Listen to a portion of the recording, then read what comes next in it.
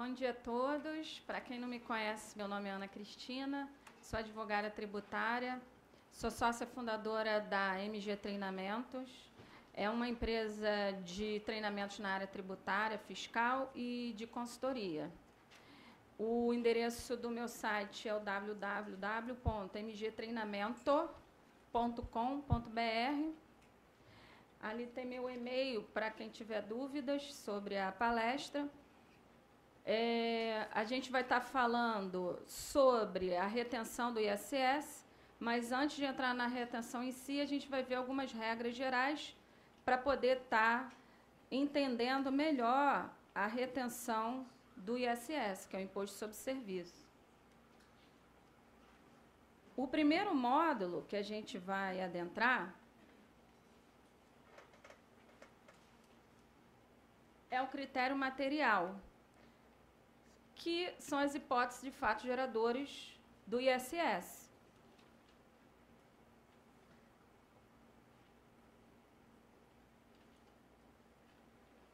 Então, começa com a Constituição Federal. Lá no artigo 156, no inciso 5, estabelece o seguinte: compete aos municípios instituírem imposto sobre serviço, mas sobre serviços definido em lei complementar.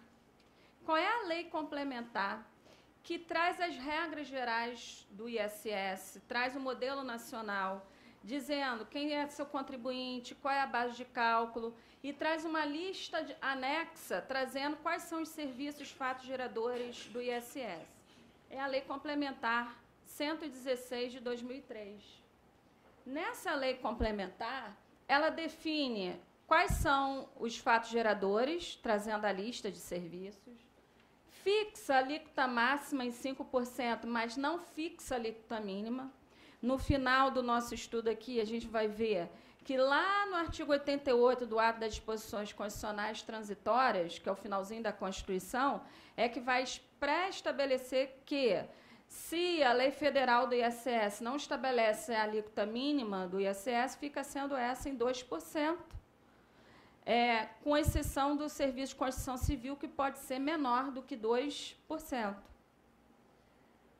Cabe à lei complementar excluir o ISS na exportação de serviço e regular a forma e condições como benefícios fiscais têm que ser instituídos pelas legislações municipais, sendo que essa lei complementar 116 não regula sobre esses benefícios.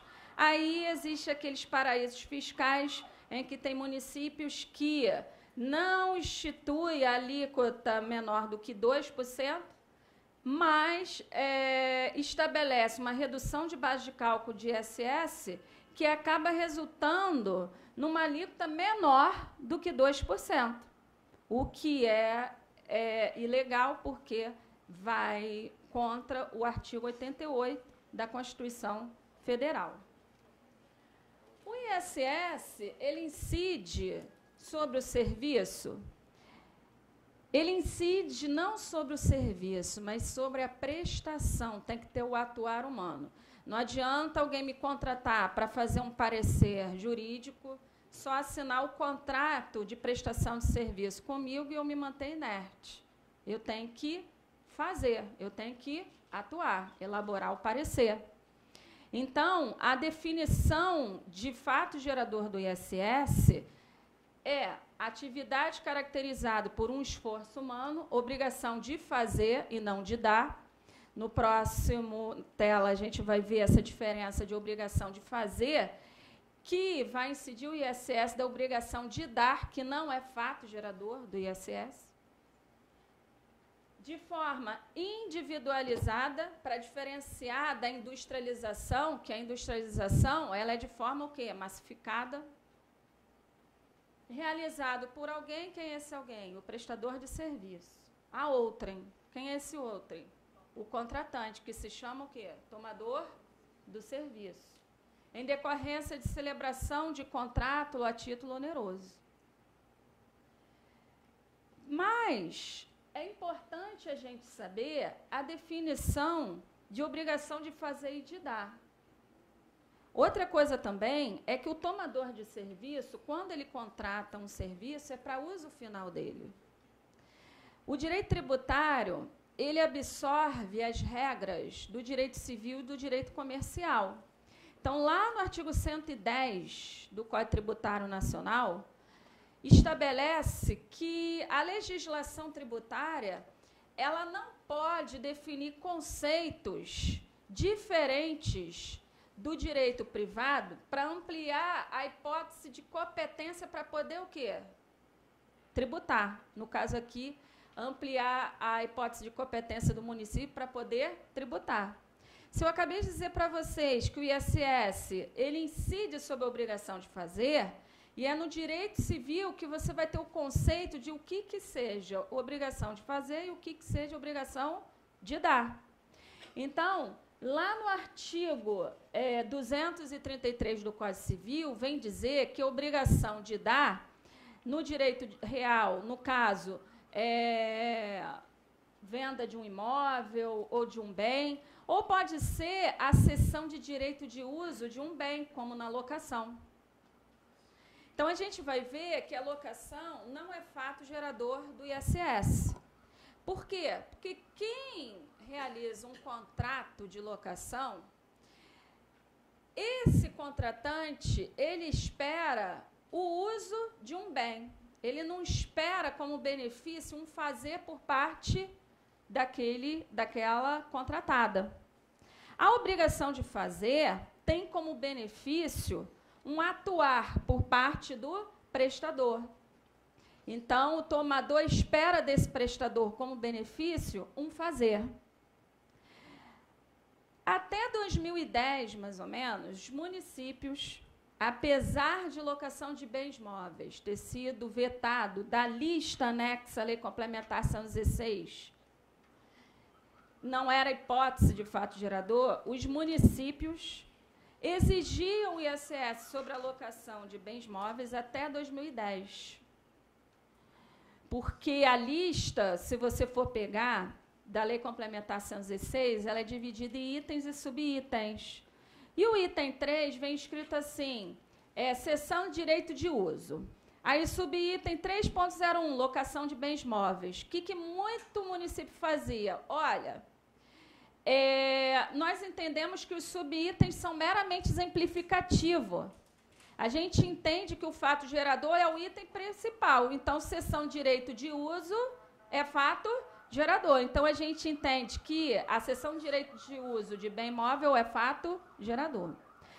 Então, quando foi em 2010, se eu não me engano, foi publicada a súmula vinculante 31 do Supremo Tribunal Federal, dizendo o seguinte: é incondicional a incidência do ISS sobre operações de locação de bens móveis. Cuidado que o ISS não incide sobre a locação de bens móveis cujo contrato é locação puramente. Se nesse contrato prevê locação de trator com operador, que seria um misto aí de locação de bem com prestação de serviço, os municípios têm exigido o ISS. E pior, eles não desmembram os valores. Se 90% do contrato, o valor é 90 mil de locação e 10 mil do fornecimento da mão de obra, que é o operador do trator, o município quer que incida a alíquota sobre o quê? O total do contrato. E as jurisprudências recentes do STF é no sentido de que aquela súmula só cabe para locação puramente simples.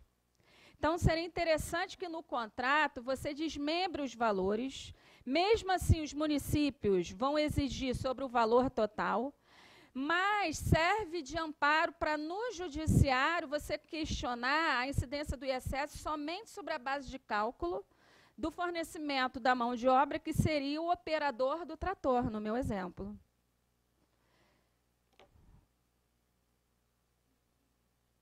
Outra coisa importante é o seguinte: como o fato gerador do ISS é uma lista de serviço, e os municípios trazem o código de cada serviço, Porque quando você vai emitir a nota, você vai ter que colocar o código do serviço e a descrição. Você que trabalha com prestação de serviço não tem que estar restrito somente à nota fiscal. É interessante que você pegue o contrato de prestação de serviço e veja o objeto desse contrato. Porque o ISS, ele incide sobre a prestação fim e não sobre as etapas. Prestação o quê? Meio.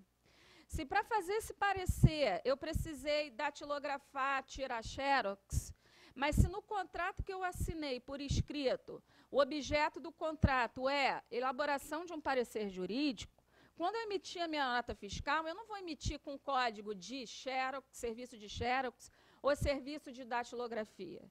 Eu vou emitir a nota com um código específico da obrigação fim que vai incidir o quê? O ISS, que é serviço, né, de elaboração de parecer jurídico, serviço jurídico aí, nesse sentido. Com relação à importação de serviço, passou o ISS a incidir sobre a importação do serviço a partir da publicação dessa Lei Complementar 116. Então, lá no artigo 3º, inciso 1 da Lei Complementar 116, diz assim, inclusive essa é a primeira hipótese de retenção do ISS, é na importação de serviços. Lá diz, o ISS incide sobre o serviço proveniente do exterior, ou seja, oriundo do exterior.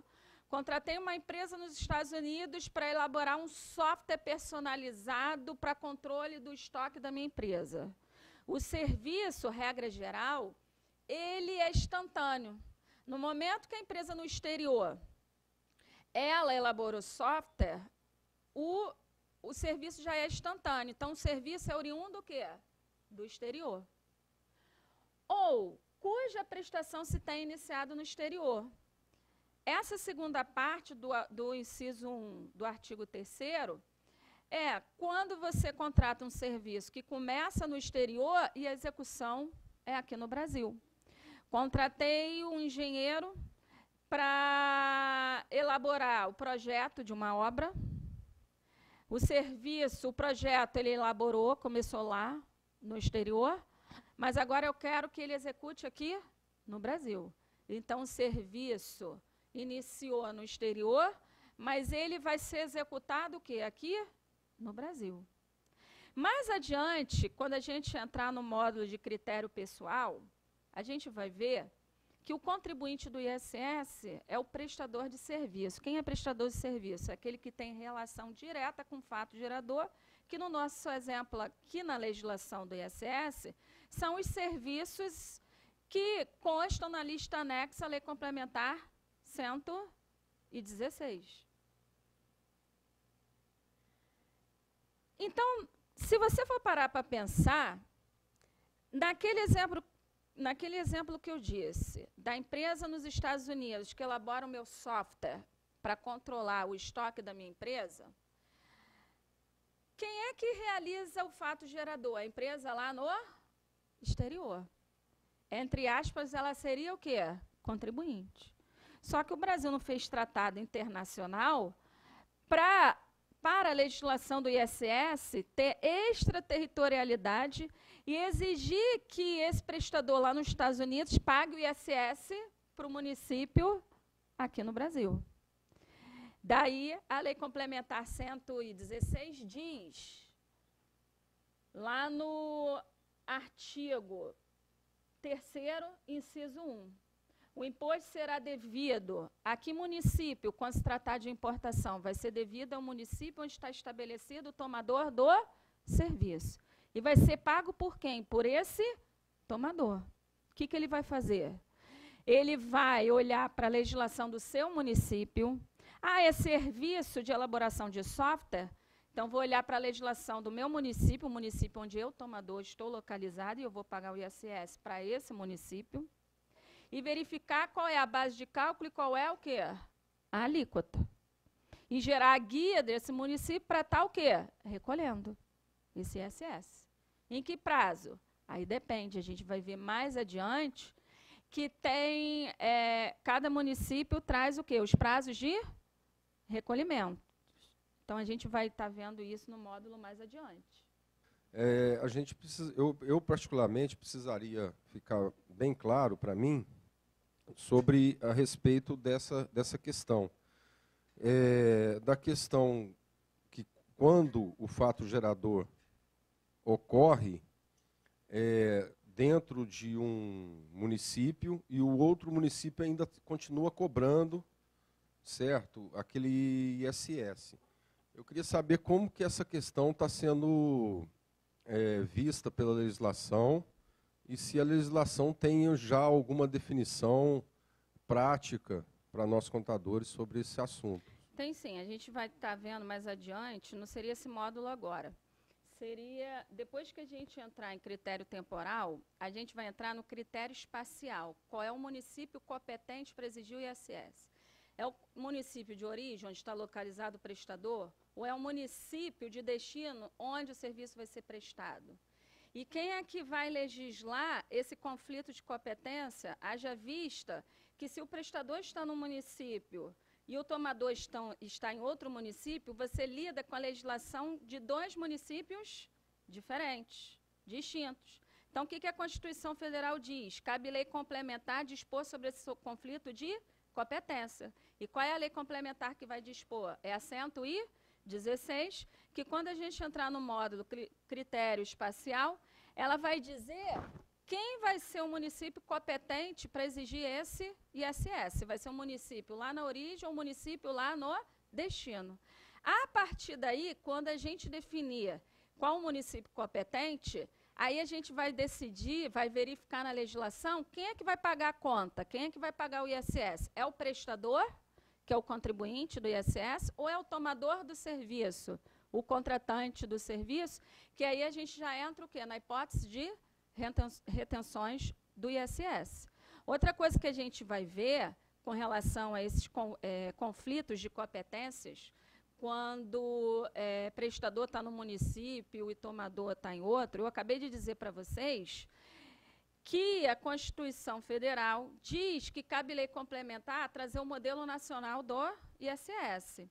Então, quando a Constituição pré-estabelece cabe lei complementar trazer um modelo nacional do ISS, ela é pressuposto de validade das leis o quê? Municipais. Então, deveriam as leis municipais absorverem na íntegra todos os conceitos que estão na Lei Complementar 116. Então, nesse módulo que a gente vai estar vendo, de critério espacial, você vai ver que tem, porque a nível de Brasil são mais de 5.000 municípios, você vai ver que tem municípios, tá, cobrando o ISS que não deveria cobrar, que seria um município de destino. Em qualquer hipótese, se prestador prestar serviço lá, ele cobra o ISS, mesmo passando por cima o quê? Da 116, que é a Lei Complementar 116. Ela estabelece quais são os serviços em que o ISS tem que ser retido e, em regra, esses serviços, o ISS é devido lá no destino, onde está sendo executado o serviço. Mas tem municípios que diz para o seu tomador que está lá localizado, olha, não me importa a Lei Complementar 116. Se prestador de fora prestar serviço aqui, retenha. E acaba esse prestador tendo que pagar imposto o quê? 2 vezes. Porque a legislação do seu município está de acordo com a 116, muitas das vezes o serviço dele, exemplo, conserto, o ISS é devido na origem, onde ele está localizado, e vai o município de destino e manda o tomador lá localizado reter dele, porque ele está prestando serviço no espaço territorial daquele município de destino. O tomador retém, o que quer reter? Separar o que é devido ao município. O tomador ele não tem seu patrimônio ferido na retenção, porque ele separa o ISS, recolhe para o município competente, mas na hora de pagar pelo serviço, ele deduz o que ele reteve.